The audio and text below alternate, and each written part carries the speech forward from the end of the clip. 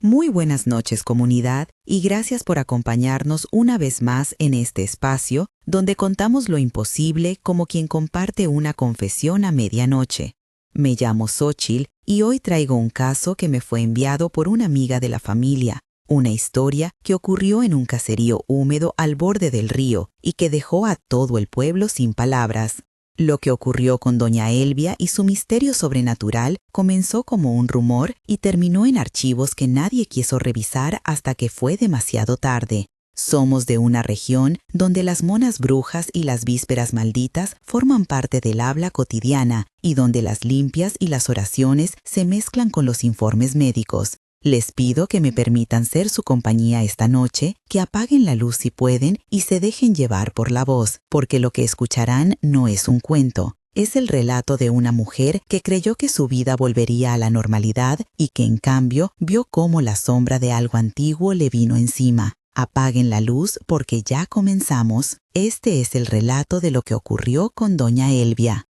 La casa de doña Elvia estaba al final de la calle adoquinada, cerca del solar donde crecía un árbol viejo que todos llamaban el árbol de las oraciones. Se levantaba con paredes de barro enlucido y techo de teja, la puerta de madera casi siempre cerrada, con 2 candados. Yo recuerdo el olor a café tostado que salía por la mañana, el sonido del río en la distancia y como a veces, en las noches de viento, el gato de la vecina se pegaba a la pared como buscando calor.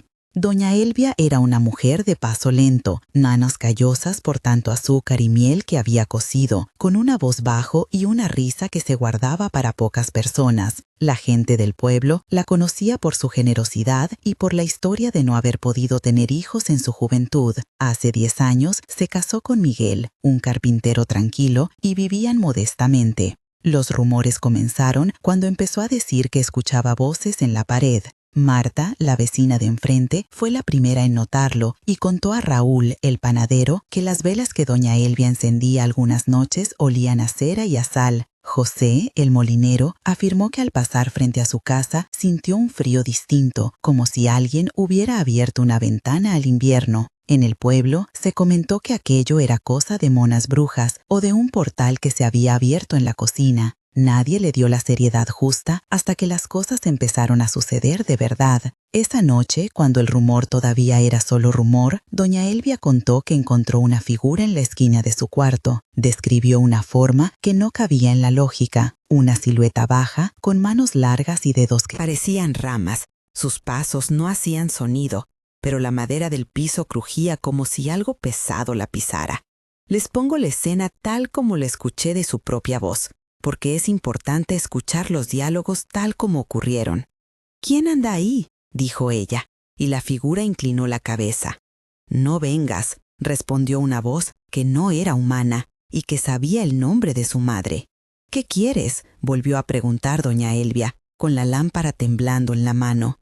«Te he venido a buscar», dijo la figura, y en ese momento el perro de la casa aulló largo, un sonido que hizo vibrar la olla de la cocina y el espejo de la entrada. «No abriré la puerta», murmuró doña Elvia. «No abras la ventana», contestó alguien más, una voz superpuesta que parecía venir de la cocina y a la vez del patio. El metal de la mesa vibró. El olor a limón que antes llenaba la casa se mezcló con un aroma a cenizas, como si alguien hubiera quemado piel y papel al mismo tiempo. La tensión subió hasta el amanecer, cuando la figura simplemente se desvaneció en la luz que se filtró entre las tejas. Marta llegó al amanecer con un pedazo de pan y encontró a doña Elvia temblando, la voz rota y las manos llenas de chamarras de noche.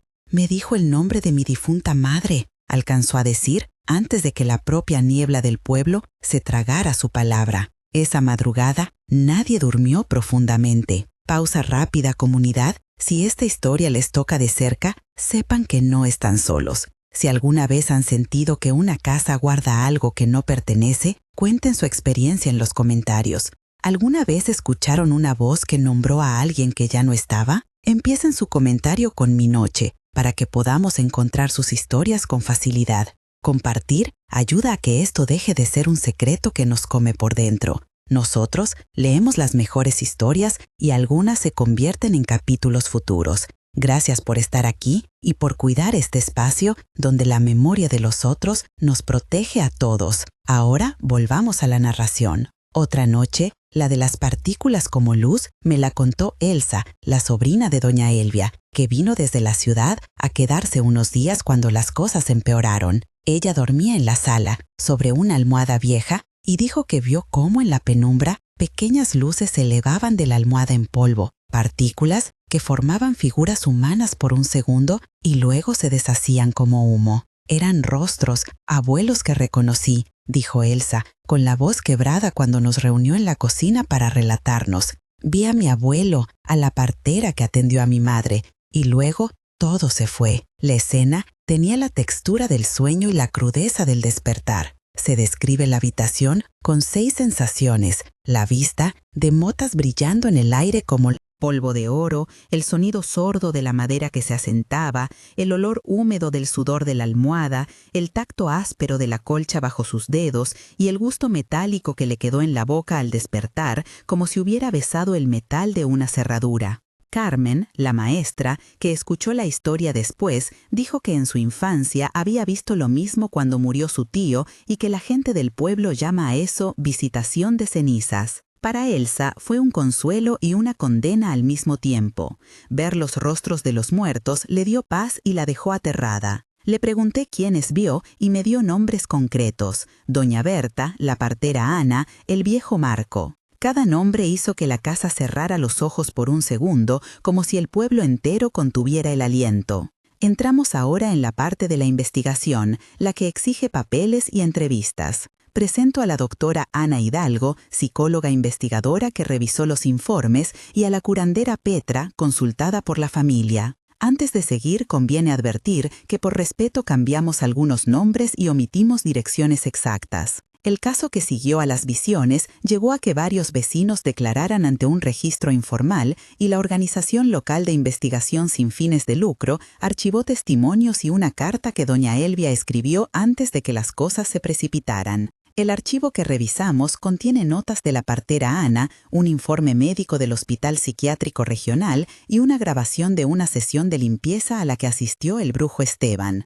Les resumo el contenido con cuidado porque los documentos son fragmentarios pero reveladores. Hay coincidencias entre las noches de aparición y los rituales que se hicieron en la casa, así como señales de que algo en la vivienda había cambiado su microclima, con humedad y una densidad de polvo que ninguna otra casa del barrio presentaba. Hablemos un poco de doña Elvia. Esta es su backstory en 3 partes para entender por qué todo cobró tanto peso.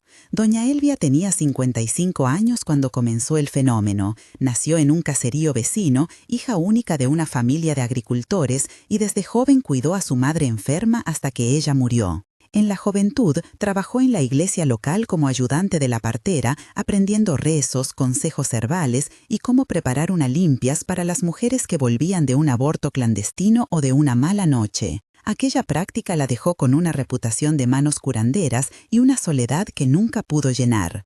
Se casó tarde y sin hijos, lo que en el pueblo generó chismes que la alcanzaron como sombra cada vez que encendía una vela. Su vida fue un tejido de rituales pequeños, telas bordadas, una caja con cartas de parteras antiguas y una almohada que decía contener cenizas de un difunto no identificado. La comunidad la miraba con ternura y recelo, y cuando empezó a decir que alguien le visitaba por las noches, la reacción fue mezcla de compasión y miedo. La segunda parte de su historia explica las relaciones que importan ahora. Su marido Miguel trabajaba con madera, era hombre callado que no creía en brujas. Prefería que todo se explicara con herramientas y clavos. Marta, la vecina, le llevaba café y pan. Raúl, el panadero, dejó de bromear para sentarse a hablar de protección. José, el molinero, consultó al brujo Esteban por un consejo, y la partera Ana ofreció palabras de consuelo. El vínculo con la curandera Petra fue decisivo. Petra dijo que la casa no estaba vacía en el sentido común, sino que tenía portales, puntos donde la memoria de la familia y el dolor se acumulaban. Esto fue un concepto extraño para Miguel, que llegó a llamar a la doctora Hidalgo, quien plantea que la combinación de duelo no procesado y rituales antiguos pudo crear una focalización psicológica que se manifestó como alucinación colectiva. La tercera parte revela cómo su pasado médico y emocional la volvió vulnerable. Doña Elvia había pasado por una temporada de insomnio, había tomado infusiones fuertes para calmar la pena y en ocasiones había mostrado signos de histeria según reportes antiguos. Todo esto no quita el hecho de que más tarde comenzaron a suceder hechos que no cuadran con una explicación puramente clínica. Objetos que cambiaban de lugar, la presencia de huellas en ceniza en la cocina, testigos que vieron a una mujer que no era doña Elvia girar una vela con una precisión que nadie pudo replicar. Entra ahora un momento de tensión que destaco por su detalle y que ocurrió cuando la partera Ana llegó de visita con velas y un amuleto de hilo. Esa noche hubo un diálogo extenso que narraré en su totalidad porque muestra la mezcla de miedo y fe. «Ana, yo no quiero que esto siga», dijo doña Elvia con la voz baja. «Haré lo que haga falta», respondió la partera. «No es suficiente la oración», replicó la curandera Petra en el umbral. «Entonces busquemos al brujo», sugirió Miguel, la desesperación cortándole la garganta. «No, que no entre nadie», dijo doña Elvia. «Siempre que alguien entre, algo se activa». «Hay que hacer una limpia en el patio», dijo Ana. «Traeré sal, hierbas y una fotografía de la casa». «Trae también algo del alma», pidió Petra. «¿Qué es del alma?», preguntó Miguel sin entender. «La ropa de la persona que más amaste», contestó Petra. «Mi madre», dijo doña Elvia y empezó a llorar. Las velas chisporrotearon, la cera soltó un olor dulce y quemado a la vez, y el viento pegó un golpe seco en la ventana. La discusión terminó en un acuerdo, y esa misma noche comenzaron los ruidos más fuertes, como si alguien arrastrara una escalera por el techo. Se escuchó un raspado que fue subiendo en intensidad hasta que algo golpeó la puerta principal. El corazón de todos se clavó en los puños. La tensión duró horas y al amanecer la casa olía a humo y a tierra removida. Momento de tensión 2. Un día, el brujo Esteban realizó un ritual que incluyó nombres escritos en papeles, cenizas de vela y una plegaria en voz baja que nadie entendía del todo. La escena fue descriptiva. El patio con tierra húmeda que olía a lluvia, la lengua de fuego en la vela que proyectaba sombras gigantes en la pared, el sonido de un arpa de fondo que alguien tocó en silencio, el tacto frío de la piedra donde pusieron las manos y el sabor empalagoso de la miel que entregaron al brujo. A mitad del ritual, la lámpara de aceite se apagó y se encendió sola. «No», dijo la curandera, «no toquen la foto». «¿Por qué?», preguntó Elsa. «Porque las fotos son puertas», contestó Petra. En ese momento, la foto de la difunta madre de doña Elvia se quemó por los bordes y una mano invisible la plegó en el aire. «Sáquenla», ordenó con voz firme Esteban, pero la fotografía no se movía. La panadería de Raúl resonó en el otro lado de la calle con un golpe que nadie pudo explicar. Fue el punto de no retorno. Algunos vecinos, entre ellos Carmen y José, se pusieron a rezar en la calle y padre Luis tuvo que intervenir al día siguiente para calmar a la comunidad. La escena dejó a más de uno con náuseas y con la certeza de que algo en la casa ya no era humano. Momento de tensión 3. Un incidente ocurrió durante una visita del equipo del Hospital Psiquiátrico Regional. Entraron con linternas, grabadoras y un cuaderno donde anotaban cada palabra de la paciente. «Señora, queremos ayudarla», dijo la doctora Hidalgo. «Yo solo quiero silencio», respondió doña Elsa. «¿Escucha voces que le dicen que se levante?», preguntó la enfermera. «No solo que me levante», dijo ella. «Me dicen que me siente en la puerta y espere a alguien». De pronto, una de las grabadoras registró una voz que no pertenecía a ningún presente. «Ella nos debe», decía una frase rasposa que se repitió 3 veces. La temperatura de la habitación cayó en 2 minutos. Se escuchó un crujido en el armario, como si alguien frotara madera húmeda. Los zapatos de Miguel aparecieron en el centro del pasillo, aunque él los había guardado en el ropero. La doctora Hidalgo, acostumbrada a fenómenos psicogénicos, quedó pálida. La sesión terminó con la recomendación de internamiento, pero Miguel se negó. «No la vamos a llevar a internamiento», dijo. «Ella es mi mujer». Esa negativa marcó el rumbo hacia el siguiente colapso de la familia. Llegó entonces lo que la gente recuerda como la transformación social. El vecindario cambió su rutina. Raúl dejó de llevar pan a la madrugada, Marta empezó a dormir con la puerta cerrada y el joven Marco se ofreció a vigilar la casa de noche por unos soles. La prensa local pasó a llamar al caso la casa embrujada de la calle del Árbol y hasta llegó un reportero que averiguó en archivos una historia vieja de un incendio en una casa vecina que, curiosamente, tenía coincidencias con las marcas de ceniza halladas en la cocina de doña Elvia. Aparecieron cartas antiguas, registros de bautismo y un documento en papel amarillento donde se mencionaba una predicción hecha por una curandera que decía que en la casa de las oraciones volvería algo que no había terminado su viaje. La partera Ana entregó un informe escrito a mano y la doctora Hidalgo añadió su evaluación clínica, donde recomendaba medidas de contención y la intervención de servicios sociales. El pueblo, dividido entre los que pedían que se abandonara la casa y los que querían proteger a doña Elvia, vivió semanas de tensiones.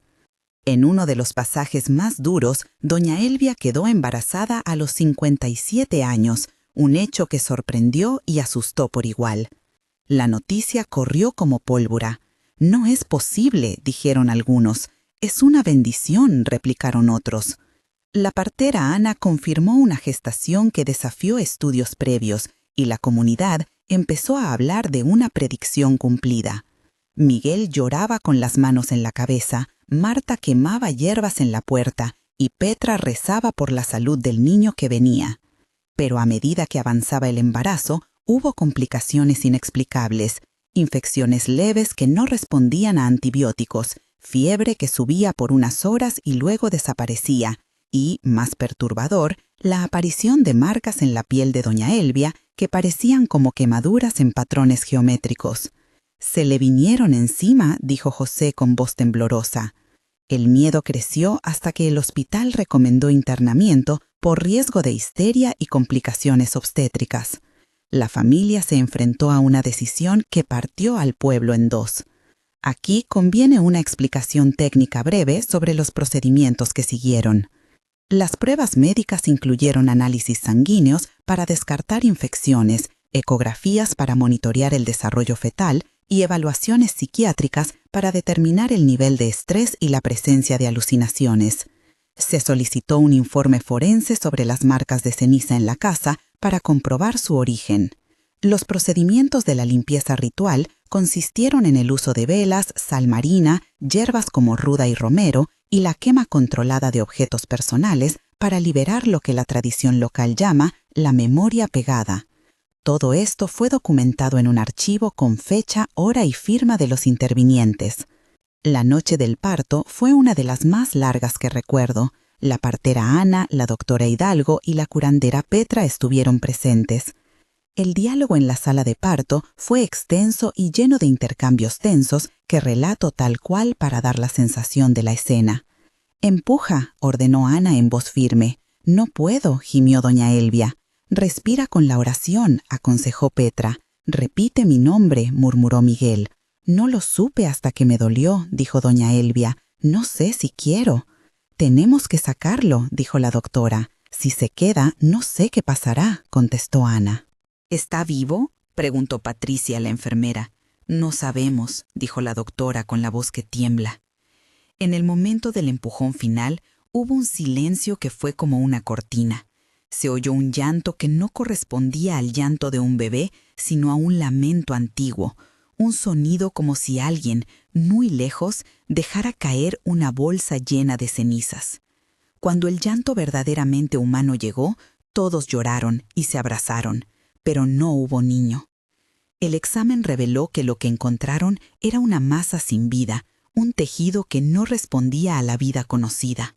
La comunidad se rompió. Algunos creyeron que había sido un sacrificio antiguo que se cumplió. Otros hablaron de desgracia médica. El informe forense describió el tejido con términos técnicos y añadió que había restos orgánicos mezclados con ceniza y fibras textiles que no coincidían con la ropa de la madre. Tras el parto, llegaron las muertes. Una vecina cayó enferma sin explicación y murió. Un perro del barrio apareció con quemaduras internas. Un árbol del patio se secó por completo en un mes. El pueblo, en su desesperación, decidió convocar una reunión pública. Padre Luis habló desde el púlpito, Carmen organizó vigilias y Marco propuso cerrar la casa con una cadena y dejarla a la intemperie. No abrirán la ventana, no abrirán la puerta, repitieron muchos como si eso fuera un conjuro protector. La decisión fue sellar la casa y poner guardias nocturnos. Miguel quedó destrozado, doña Elvia internada, y la familia dividida entre la incredulidad y la necesidad de creer en algo que ofreciera sentido. Momento de tensión 4. Un acto de vandalismo ocurrió cuando alguien rompió la cadena y entró dentro para llevarse una almohada que, según se dijo, contenía cenizas. Las cámaras caseras registraron a un joven llamado Alan que confesó no haber podido resistir la curiosidad. «Sentí un olor a hogar», dijo después. Cuando la almohada fue sacada del ático, la casa reaccionó. Las velas se apagaron solas y una puerta se cerró con violencia, rompiendo un vidrio. Aquellos presentes quedaron heridos por fragmentos que cayeron como lluvia. Alan contó que vio a una figura pequeña que lo miró desde la penumbra y le susurró: «Cuida lo que tocas». La almohada fue recuperada con ceniza nueva en la costura, como si alguien hubiera vuelto a llenarla. La comunidad terminó por quemar algunos objetos rituales y guardar otros dentro de un cofre sellado al que le pusieron llave y nombre. En cuanto a la documentación, hay declaraciones firmadas por Marta, Raúl, José, Carmen, Padre Luis, Elsa y Marco. Estos 5 nombres, junto con el brujo Esteban y la curandera Petra, forman un conjunto de testigos que se presentaron con versiones coincidentes en los puntos esenciales: presencia de sonidos sin fuente, aparición de marcas en piel, visiones de figuras humanas en partículas de luz y la relación con objetos rituales. Los archivos incluyen un informe médico del hospital, un registro de la partera, cartas familiares y una transcripción de una sesión donde se intentó una limpieza. La doctora Hidalgo nos entregó copias de los exámenes y anotó una recomendación de intervención social que fue ignorada por la familia debido a la resistencia de Miguel. La comunidad tomó medidas prácticas después de los episodios más graves. Se quemaron objetos en una ceremonia consensuada, se pidió la custodia de algunos elementos a la iglesia local y se acordó que la casa quedaría cerrada por 6 meses mientras se hacía un seguimiento. El primer mes después del cierre, la casa mostró una calma relativa, pero la gente reportó sueños perturbadores y visitas de curiosos que afirmaban ver una figura en la ventana. A los 3 meses, se organizó una limpieza oficial con un registro de testigos y la presencia de un equipo de la organización de investigación. Se hizo una quema controlada de las telas sospechosas, un retiro de cenizas que fueron depositadas en un sitio neutral y la curandera Petra realizó un ritual de alejamiento. A los 6 meses, la casa fue abierta bajo supervisión y las pruebas forenses mostraron cambios. La humedad se había normalizado, las marcas en la pared habían desaparecido y la atmósfera, según palabras de algunos, ya no era densa. Sin embargo, la herida social permaneció. Momento de tensión 5. 3 meses después, durante la limpieza oficial, alguien registró en video una sombra que cruzó la sala en diagonal como si una persona hubiese corrido siguiendo el muro. El equipo revisó la grabación cuadro por cuadro y no encontraron señal de manipulación. La sombra no correspondía a ninguna persona presente. Petra pidió que se cerrara la sesión y se quemaran las notas, pero el protocolo forense exigía custodia. Se envió una muestra de tejido encontrado en el interior de una caja a un laboratorio forense. El informe técnico, en lenguaje de 300 palabras, explicó que se detectaron compuestos orgánicos compatibles con restos humanos, pero mezclados con partículas de carbón y fibras textiles antiguas. No declaran un origen concluyente, pero apuntan a una mezcla de restos humanos y materia quemada de antigüedad indeterminada. Esa ambigüedad fue suficiente para que algunos dijeran que todo era superstición, mientras otros mantuvieron la idea de que algo antiguo, quizá una tradición sin nombre, había sido activada. Antes de llegar al epílogo, quiero hacer una pausa para invitarles a suscribirse y a compartir. Si esta historia les inquietó, si sienten que conocen a alguien que debería oírla, suscríbanse para que podamos traer más archivos y testimonios. Su apoyo nos permite viajar, revisar archivos y traer la voz de testigos como la de Marta, Raúl y la doctora Hidalgo. Compartir también ayuda a que la comunidad se fortalezca y que historias como la de doña Elvia no se pierdan en la desmemoria. Gracias por acompañarnos en este tramo final. Epílogo. Un mes después de los hechos más violentos, la familia tomó decisiones concretas. Miguel vendió algunas herramientas de su taller y se fue a la ciudad con la intención de buscar trabajo lejos de la memoria del pueblo. Doña Elvia estuvo un mes internada para observación psiquiátrica en la clínica regional. Los informes médicos hablan de estrés agudo, de episodios disociativos y de una posible reacción a la pérdida prolongada. Se le prescribieron sesiones de terapia y la partera Ana entregó a la familia un talismán que, según la tradición, debía custodiarse durante un año. La comunidad organizó una guardia rotativa para vigilar la casa y evitar que curiosos y saqueadores se acercaran.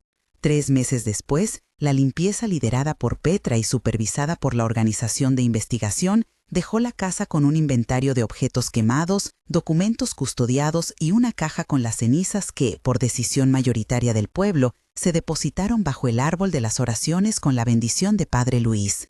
Se registró una mejora en la atmósfera del barrio, menos insomnio entre los vecinos, menos relatos de ruidos raros y quejas menos frecuentes. Sin embargo, algunos sueños persistían y hubo testimonios de vecinos que aún decían percibir una presencia en las noches de lluvia. A los 6 meses se realizó una reunión pública donde la doctora Hidalgo presentó un informe que combinaba hallazgos clínicos y etnográficos. Su conclusión fue prudente. No se puede negar la experiencia de los testigos, pero tampoco se puede afirmar categóricamente la naturaleza sobrenatural del fenómeno. Recomendó seguimiento psicológico para los afectados y una custodia responsable de los objetos rituales. Lo que sí quedó claro fue la consecuencia concreta: una casa cerrada temporalmente, la dispersión de una familia y la presencia de archivos que ahora se guardan en la iglesia como prueba de lo ocurrido. En términos prácticos, la almohada que contenía cenizas fue enterrada y cubierta con una losa marcada con una inscripción que pide respeto. La comunidad, aunque dividida, acordó no abrir la ventana ni la puerta sin la presencia de al menos 3 testigos y la bendición del párroco. El recuerdo de lo que pasó con doña Elvia no se borró, se transformó en advertencia y enseñanza. Algunos dicen que en noches de luna nueva todavía se ve una luz breve cruzar la calle del árbol, otros prefieren no hablar. Yo, que estuve cerca de los documentos y de muchas voces, sostengo que la verdad no se agota en las pruebas ni en las creencias. Lo que perdura es la huella que dejan los vivos cuando algo toca la forma en que se relacionan entre sí. Si quieren que revisemos los archivos completos y publiquemos las transcripciones de las entrevistas con la doctora Hidalgo y la curandera Petra, díganlo en los comentarios. Cuídense, comunidad, no abran la ventana, no abran la puerta y recuerden escuchar a los que han sufrido. Nos vemos en el próximo relato.